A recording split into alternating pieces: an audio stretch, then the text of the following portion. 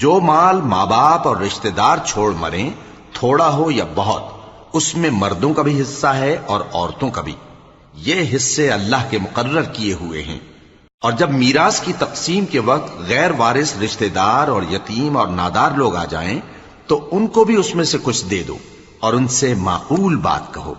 اور ایسے لوگوں کو ڈرنا چاہیے جو ایسی حالت میں ہوں کہ اپنے بعد ننھے ننھے بچے چھوڑ جائیں اور ان کو ان کی نسبت خوف ہو کہ ہمارے مرنے کے بعد ان بیچاروں کا کیا ہوگا۔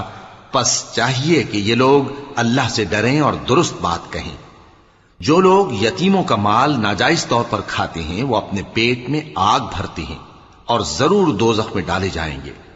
اللہ تمہاری اولاد کے بارے میں تم کو ارشاد فرماتا ہے کہ ایک لڑکے کا حصہ 2 لڑکیوں کے حصے کے برابر ہے، اور اگر اولاد میت صرف لڑکیاں ہی ہوں، یعنی 2 یا 2 سے زیادہ، تو کل ترکے میں ان کا 2/3